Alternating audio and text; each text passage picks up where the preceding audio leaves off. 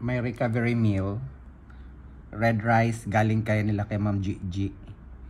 At sa asawa niya from Mandawi City. And then gulay,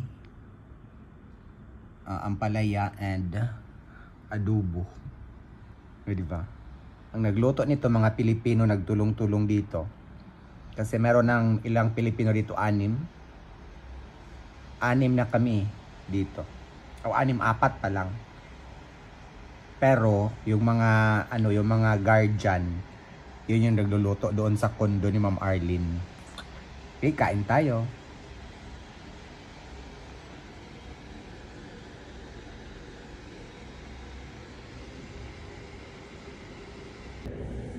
So dito ako kakain kasi may nakakabit na dyan, na dextrose.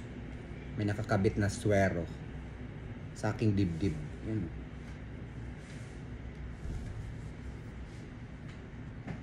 So, kailangan kahit wala akong ganang kumain, kailangan pilitin.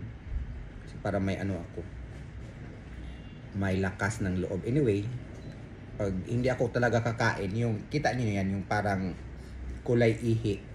Ano yan eh? Vitamins yan.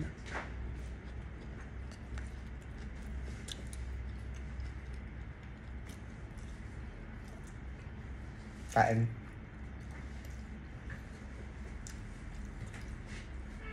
Nila ang palaya ba? Dili pait. Sa tagko.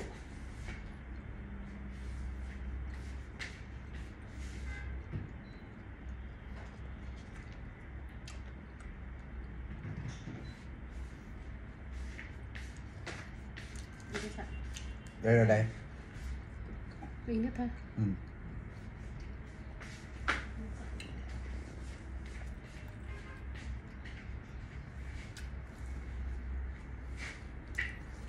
Ang Pinoy talaga kahit saang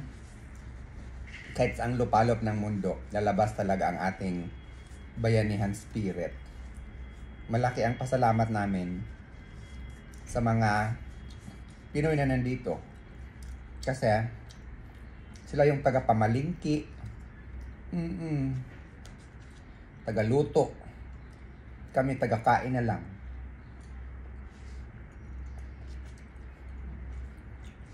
Para makatipid.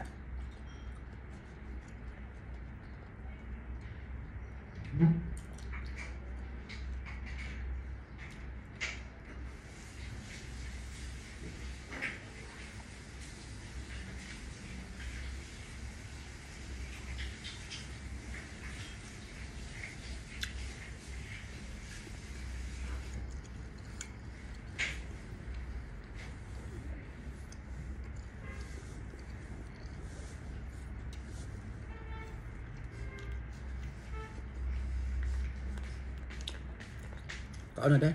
Ano? Ano sa country pa? Ang gulan. So, pamangko kay. Pero wala ba ako nag-snacks? Grabe na kung kadako dere.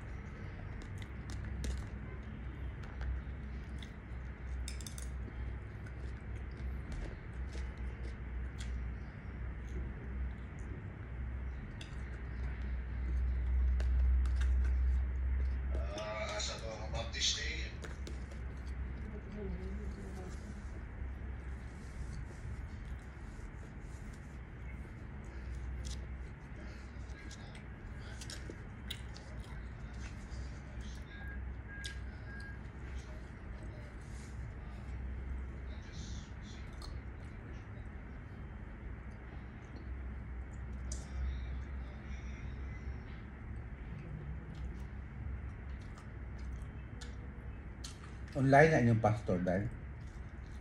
Dito na sa church na mulot niya, mas may kanang coverage sa online ba, the live. Kaya na may pang-member na sa gawas.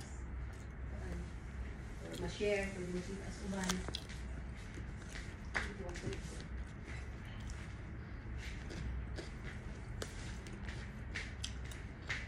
ang ilang mo ka ng ang palaya dulot na hindi karat. Adi payat. Kay mura wag ka nang kung sa tuwa ba dili siya pure mo pa lang green. Mura green ka light green iya ang kuan. Yung color di ba? Ito kay green dito sa. Kuan na rin, oh. Mga sudan. Wala pa dire. Di na ko. Kanang kulay birahin ba?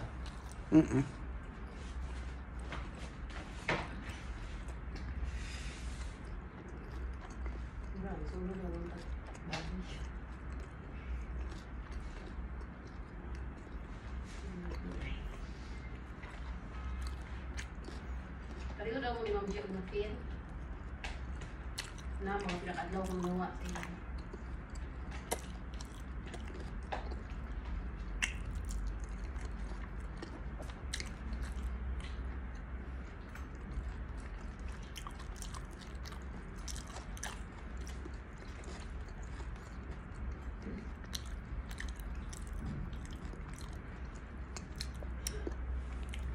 So ito yung ano dito. Mas maganda dito kaysa kamay. Kasi pag sa kamay kasi syempre punta ka ng CR.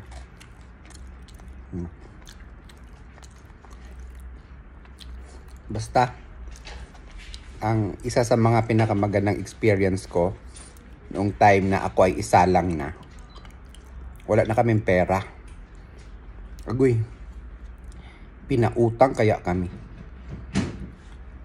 Pinautang kami ng mahigit kumulang sa pera sa atin 50,000 pesos ng isang doktor. Si Dr. Lee. Ganon kabait. Ganon sila ka matulungin ang mga doctors dito. Pero syempre bayaran mo yun. Kasi inutang mo yun eh. Kaya sobra talaga nakaiyak ako nun. Okay. So yun lang muna ang update, no? And thank you so much sa inyong mga dasal and prayers. Matatapos din ang labang ito. Tiwala lang. At have faith. Thank you. Bye.